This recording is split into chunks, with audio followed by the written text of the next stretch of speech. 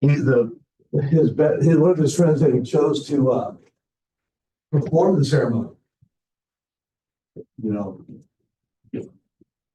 actually just directed his first feature film, and it premiered one of the film festivals, I believe, in Amsterdam, and it premiered in New York at a film festival. They did I think it's called the Screen Fest at Grauman's Chinese Theater down in Los Angeles. And it's going to be playing at Regal on November 7th, where he does a little director's talk.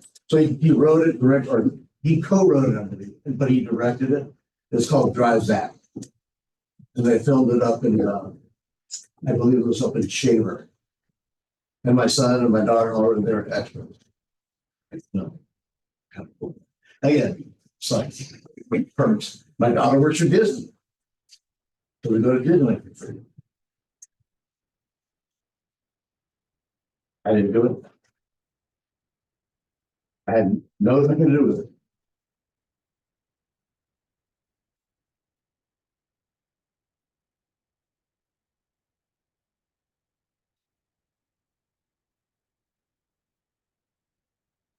So when we simplify radicals, this is what a radical is actually meaning.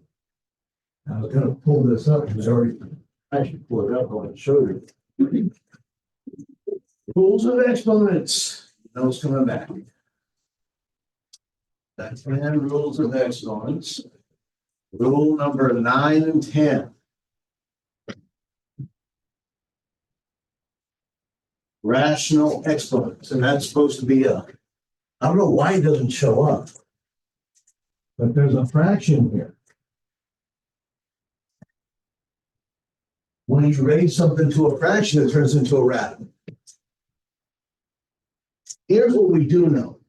When you have x squared equal to, say, 25, and you want to solve this, you take the square root of both sides, the square root of x squared, the square root undoes the perfect square, and we just get x, and the square root of 25 is going to give us a 5.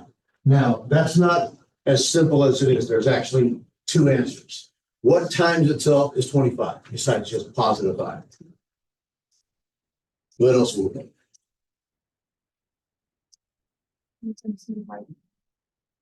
But perfect square, though. Negative 5. Positive 5 times positive 5 is 25, and negative 5 times negative 5 is 25. So positive and negative 5 would work. So when we take the square root and we're solving, we got to make sure we remember to put plus and minus. And that's for 2.4, 2.5. But we take the square root and it undoes the perfect square. But here's why we do this. Here's what's going on. It's a rational exponent. It's a fraction. What we're trying to do, what we're trying to accomplish is we want to get x to the first. We want to undo the square and we want to get a 1. So what times 2 makes 1? Or let's put it this way. What would you do to 2 to make a 1? Not subtraction. How do you multiply or divide to get a 2 into a 1? You would divide by 2. Dividing by 2 is the same as multiplying by 1/2. 2 times a half, 2 halves make a 1. So rules of exponents, going back up the list, it's a power right here. Because the only way I'm going to be able to multiply powers is if I have a power to a power. So what I have to do to change this into a 1 is I have to raise it to the 1/2 power. If I raise this to the 1/2 power, I got to raise this to the 1/2 power. Both sides. This is now x to the 2 times 1/2 is 2 over 2. And this is your 25 to the 1/2 power. 2 over 2 gives you x to the first, which is just x. So 25 times itself a happy time. That doesn't make any sense. So the notation, this is exponent form. What this means is square root 25 as a radical form. Square root 25, we put 5. So fractions that are exponents are radicals. They're radicals. Sometimes square roots, cube roots, fourth roots, whatever root there is. So we go back down to these rational exponents. I'm just going to write them up at the top. Rule number 9 says, no, actually, rule number 9 says, a to the 1 over n is equal to the nth root of a. So we convert this rational exponent, the fraction. The denominator is the root that you're going to take. The denominator is the root that you're going to take. So a to the 1/2 is square root of a. We don't put a 2. A square root is just the radical of a. We don't put 2s. We understand that we see a radical sign, it's just a square root. But there's other kinds of roots. A to the 1/3, that's a cube root of a. A to the 1/4 would be a fourth root of a, and so on. Because there's other roots that we can take. What does that mean? We'll talk about it in a minute. And then rule number 10, what if it's not 1 over n? What if it's a to the m over n? Then that is just the denominator is the radical that we're going to take, the nth root of a. The numerator is your exponent. We can raise it to the m power. The numerator is what you raise it to. Yes. You said radical denominator. The radical is the denominator always.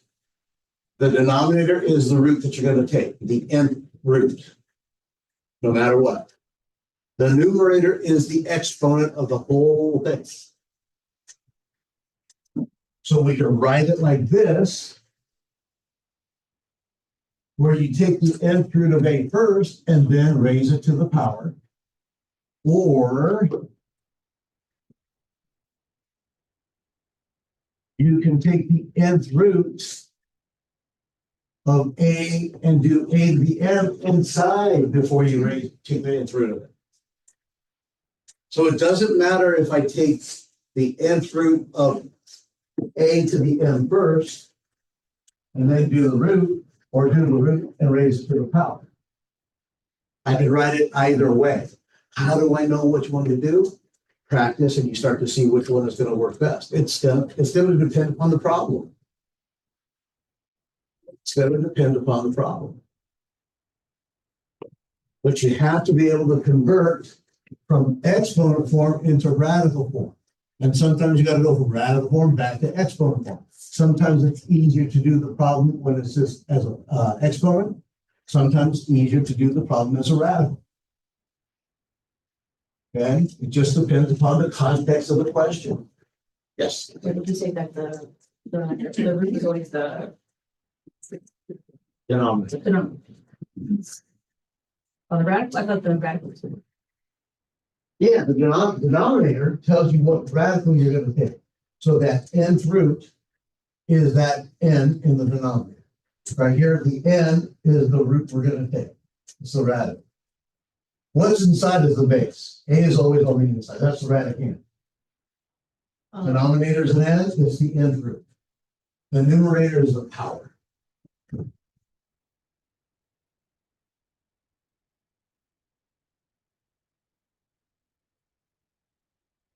So the first step of simplifying radicals. No perfect nth powers left inside of an nth root.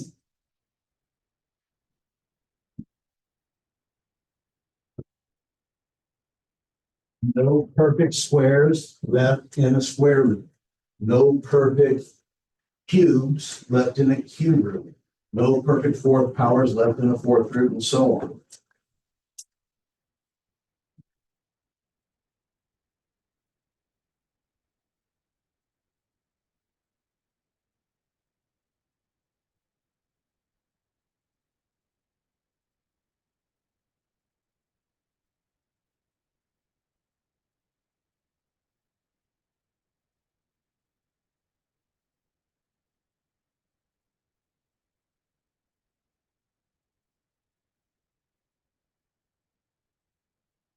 Which radicals? Multiplication. If I have the square root of A times B, I can split multiplication into the two separate radicals. Or, I'm sorry, I always forget that it's not just square roots. For any nth root, for any radical of A times B, I can split that into the nth root of A times the nth root of B.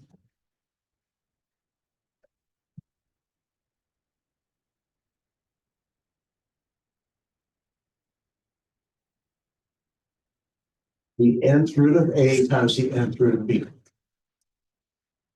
So let's go down this list real quick. Hopefully you know some perfect squares. What's the square root of 0? 0. What's the square root of 81? 9. What's the square root of 121? 11. What's the square root of 625? 25. Did you figure this one out? Yeah. What? With the 5 and 6? 5 over 6. We'll talk a little bit more about that when we talk about division. And then this one. So the square root of 12 can be rewritten as the square root. The perfect square that goes into 12 is a 4. 4 times a 3. That makes a 12. And I can split this up into the square root of 4 times the square root of 3. Because I know what the square root of 4 is. It's a 2. So this is 2 times the square root of 3. This is the square root of 12 simplified. 2 square root 3. So it can be 2 and 6? If I go 2 and 6, I don't have a perfect square. But I'm going to go and talk about that in a second.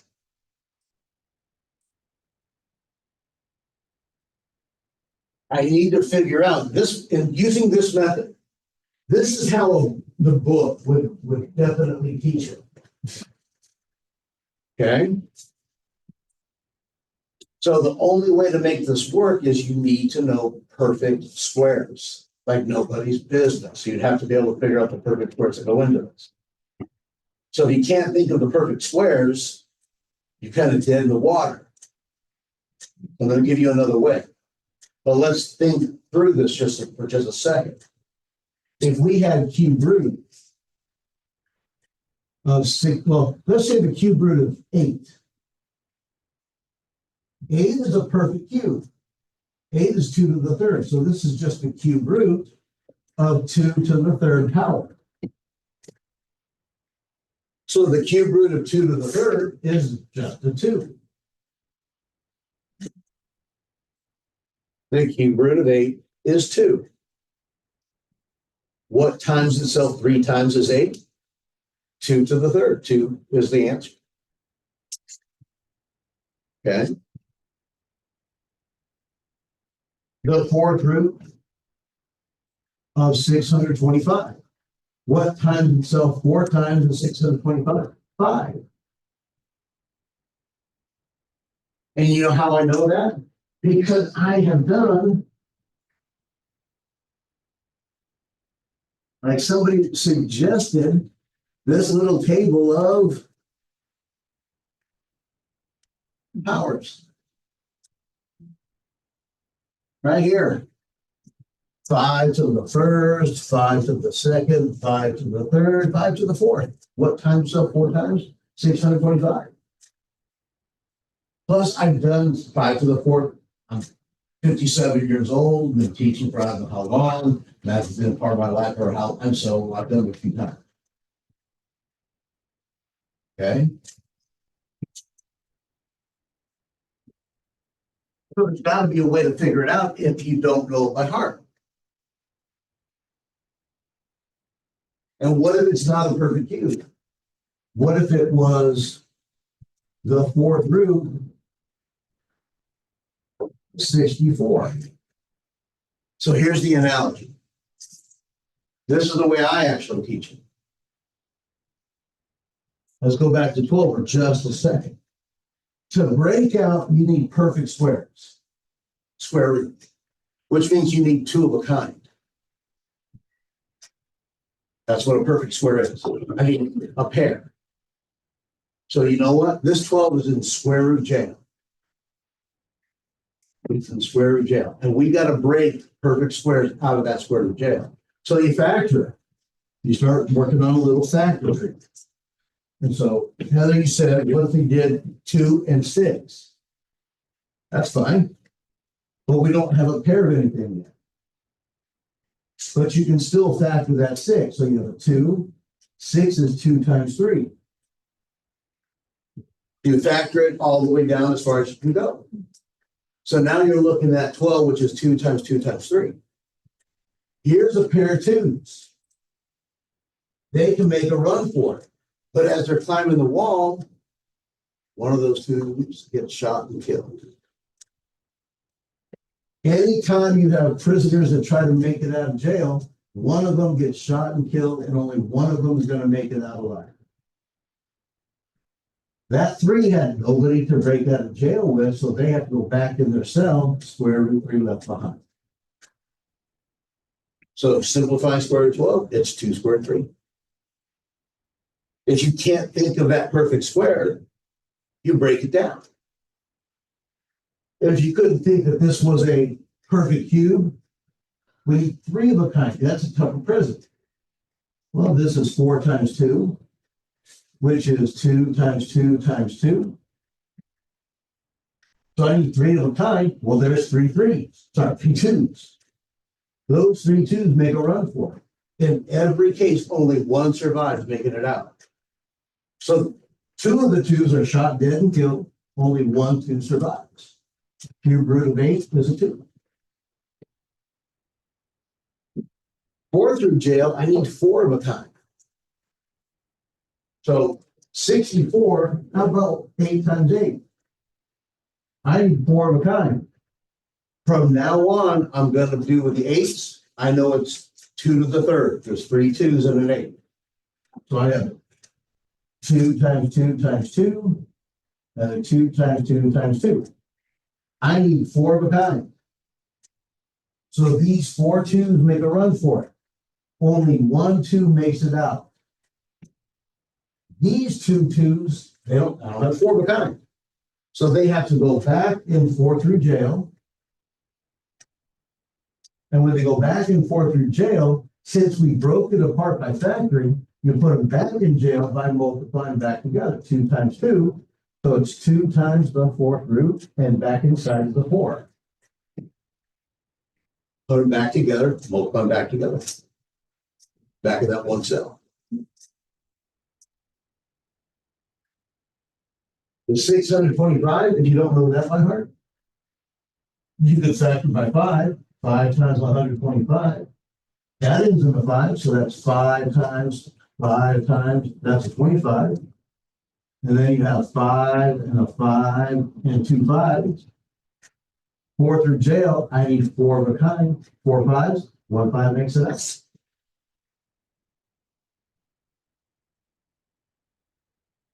It's just a nice analogy to simplify radicals, no matter what kind of radical you have. If you can't think of the perfect powers that are inside that root. If you don't have any perfect powers, then you're done. If I try to take the square root of 10, well, 10 is 2 times 5. And you can't go any further. So that means I don't have 2 of a kind in the square root of 10. So square root of 10, that's simplified. You can't go any further. Question? I don't know if it's really a question. I guess it is for me. So on for the 6, so 25, I put 5 to the 4th, which would give you the 625. I didn't need to do that from the way you just broke it down. It was just simply a 5. Well, if it was, okay, so the square root of 5 to the 4, okay? So that means you have a 5 squared times a 5 squared. So I have a pair of 5 squared. So 1 5 squared makes it out, which is 25. Or remember what exponent, 5 to the 4? What is the exponent for square root to the what power? 1/2. So 4 times 1/2 is a 2.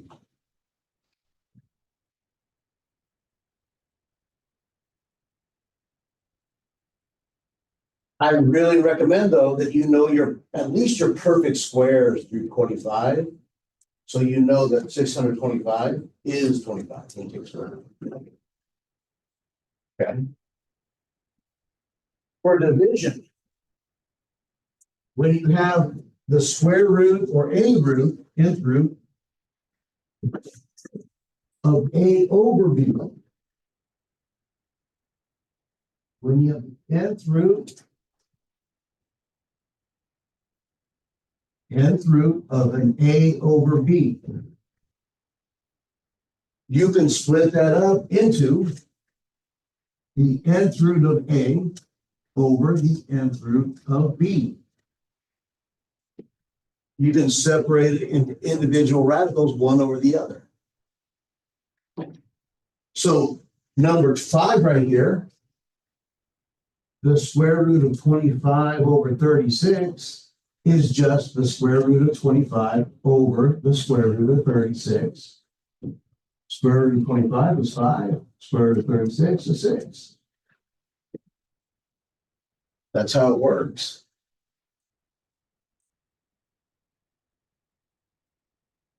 It's not always going to give you nice answers like that. Maybe sometimes the numerator is not a perfect square, so you simplify whatever you can. So rewriting, here's that word again, rewriting it like this, if it was the square root of 12 over 25, that's not a perfect square, but this is rewriting a square root of 12 over square root of 25. We get 2 square root of 3 over 5. Because we did square root of 12 earlier. I had it under, right? Yeah.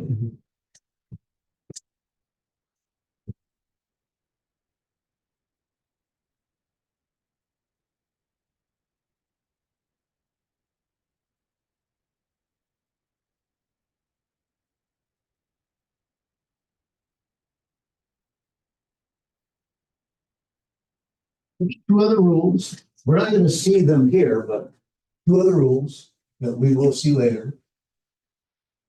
The second one, no fractions left inside of a radical.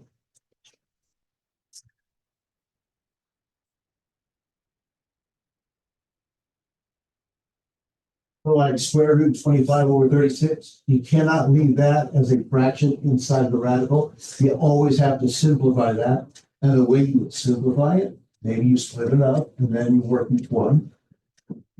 And then number 3, no radicals left in a denominator.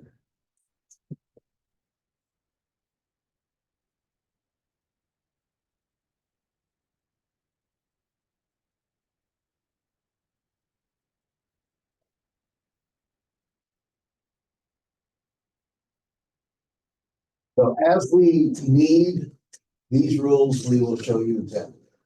And when I say we, of with me.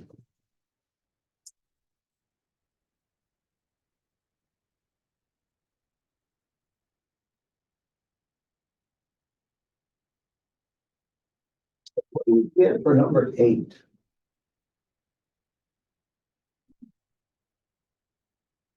Not fine. 5? Anything else? Anybody else? 5? You good? Okay. And what do we get for number 9? 625. For number 9? Say it louder.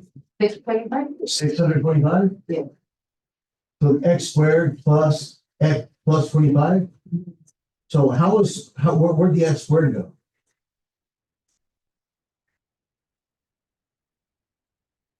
Because you're not told to plug, 25 extra.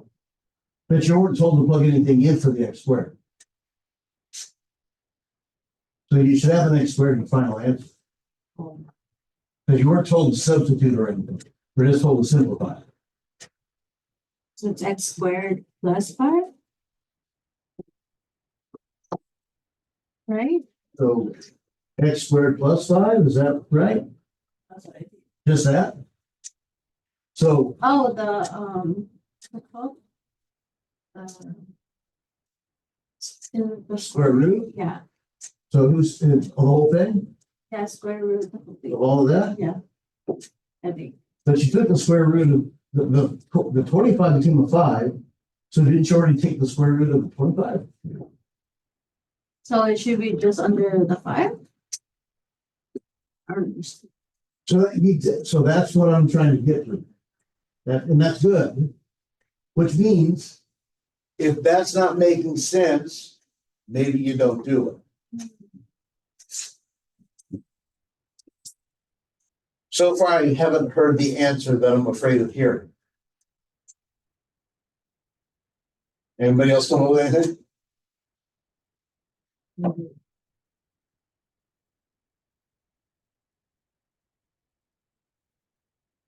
Did anybody get x plus 5?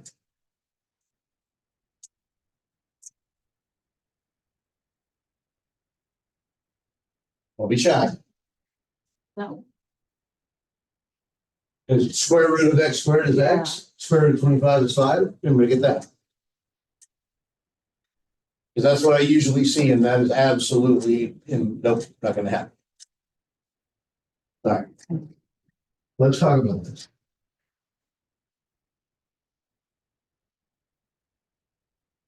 Here's what that problem offers.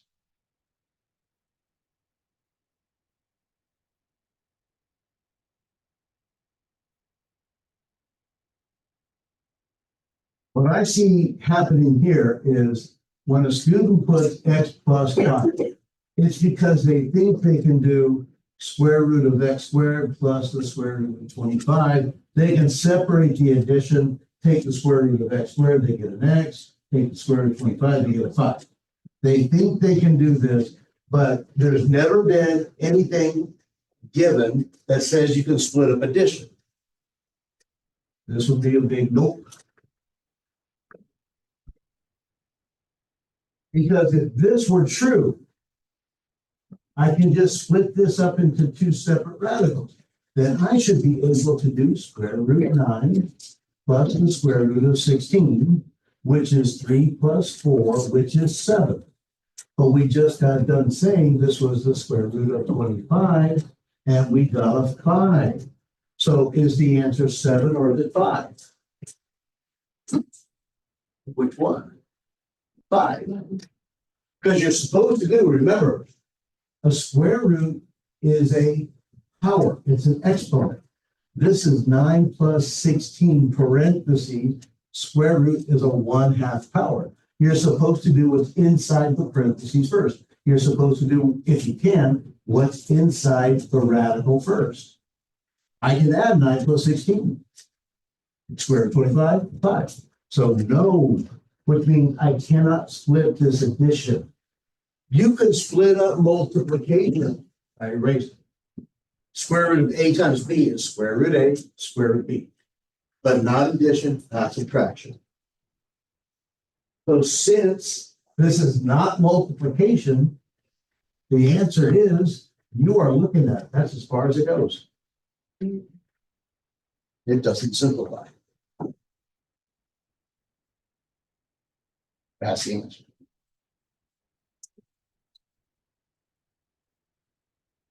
And we're doing answers like that right now in the trig class. And you know what I'm seeing them do? X plus 5.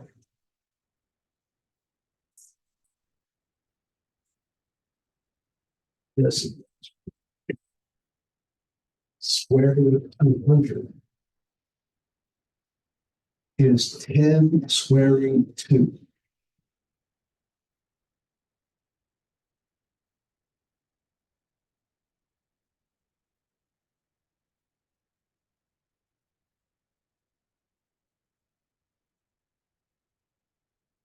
Now, 11, we did go through the beginning parts of 2.3, talked about what happens when you have square root of a negative. And I told you the first thing you should do when you're dealing with the square root of a negative is you poke the eye out, poke out the eye.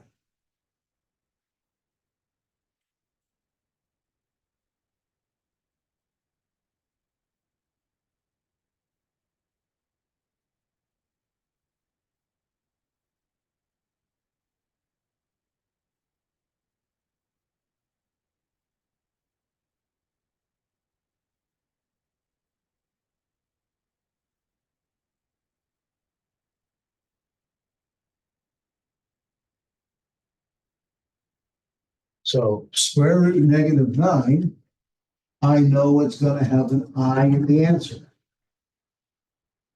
And then you simplify the radical.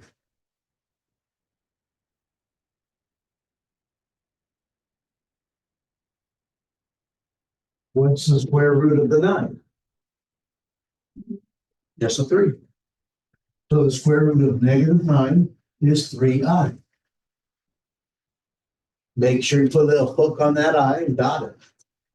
Otherwise, it's going to look like 31.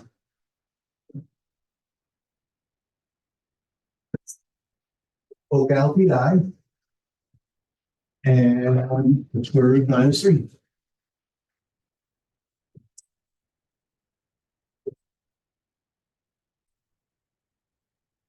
Number 12. Is there a negative inside the square root? No. So the answer has a negative weighting on the outside, and then what's the square root of just the 9? So it's just a negative 3. Basically, you read this from left to right. It's the opposite of square root of 9. Square root of 9 is 3, so the opposite of 3 is negative 3.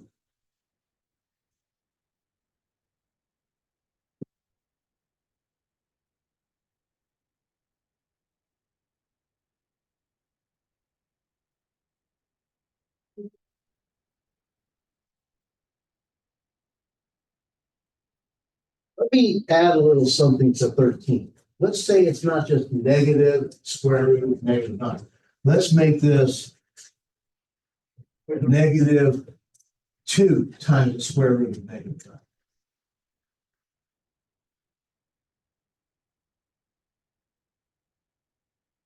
So let's go back to the jail analogy. That negative 2 is like the getaway car, waiting to see who's going to break out of jail. So the first thing you want to do is bring down that getaway car. That getaway car is waiting to see who breaks out of square root of negative 9. It's negative 2 times whatever the square root of negative 9 is. So first thing you do there, the square root of negative 9, poke out the I, and the square root of 9 is 3. Just like the answer over here for number 11, square root of negative 9. Negative 2 times that. So negative 2 times 3 is negative 6i. But that number out in front is a getaway car that you multiply times whatever broke out. So you got to remember to bring that down first, if there's that coefficient. So the original question, when it was just a negative, would have just had a negative in front of the 3i. This is 3i times the negative is negative 3i. When I put the 2 there, it's negative 6i.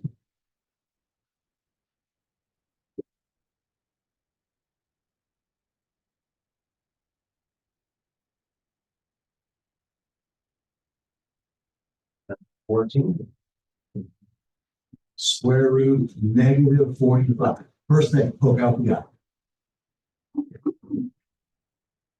Now I don't care about the negative inside the radical anymore. I've already taken care of the negative. I poke out the eye. Now I'm just going to focus on the 45. Give me two numbers that make 45. What's that? 5 times 9.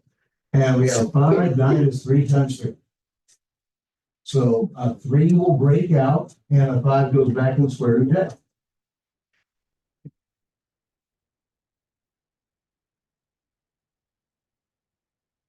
So the 3 broke out. 3 survives. This 5 goes back into jail because it was only here. I got 2 of a kind to break out with square root. So this is equal to 3i square root 5. And I implore that you write it in this order. In the back of the book, they're going to write 3 square root 5i.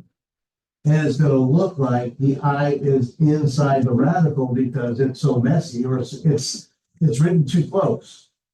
And when you guys write it, I've seen your handwriting. If I see this, I'm going to take off points because it looks, if you write it, I will take off points because it looks like I is inside the square root. And that's not the answer. So if you want to be correct about it, just put it in front. Now there's no chance of it being inside the square root. You're safer that way.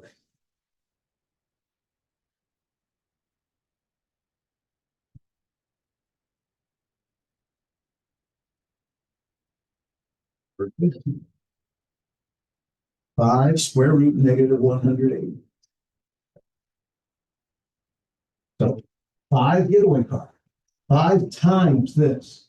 So 5 is waiting to see what's going to break out. If you look, 5 times, I'll put it in parentheses.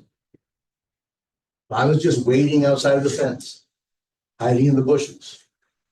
It's going to break out. Square root of a negative. So I'm going to poke out the eye. I put it right there in the middle because I don't know if I'm going to have just a number and times I, or a number, an I, and then somebody left in the square root. And then I want to break apart the 180. Give me 2 numbers that make 180 back then. How about that it ends in a 0? It's really nice when things end in a 0 because it's divisible by 10. And again, you can do whatever you want. But when something ends in a 0, 10 is very convenient. This is 18 times 10. Okay? And this is 3 times 6, and that's 2 times 5. So that's 3 times 3 times 2. Now here's the mistake I don't want you to make. When you do this, make sure, like any factor tree, you want to bring all the branches down to the bottom. Because if you don't bring it down to the bottom, you're going to miss one of the factors. If you don't bring this 2 down here, you're going to miss it. Times that 2 and times that 5. A pair of 3s will escape, but only 1 will survive. A pair of 2s will make a break for it, and only 1 2 will survive.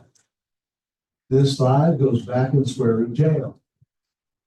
So 5 times 3 times 2. 3 times 2 is 6. 5 times 6, that's 30i square root 5.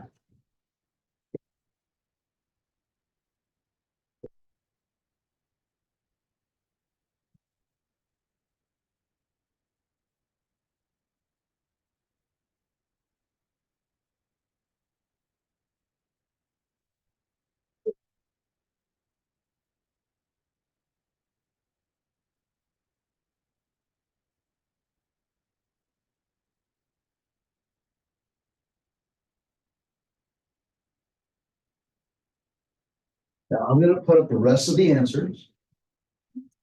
And I encourage you to ask questions about this. Throughout the lecture, we will be doing questions like this that will be simplification.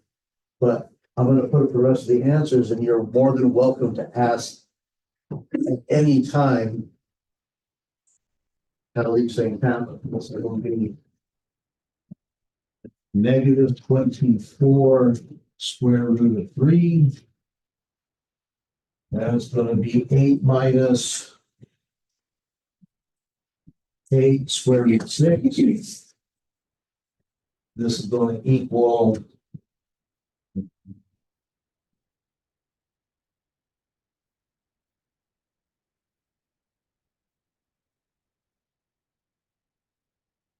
30 square root 21.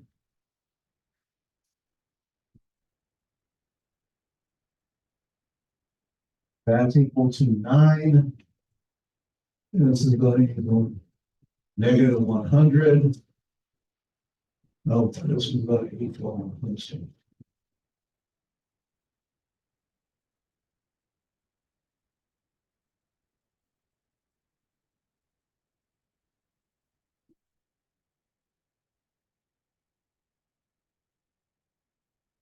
This is going to equal 10 plus 5 square root 6. This one is going to equal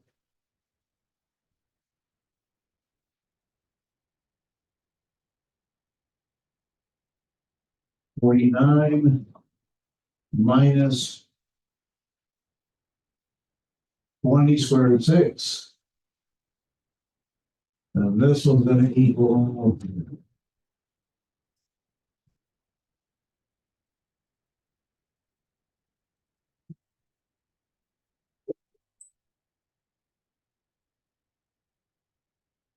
-9 plus 40i.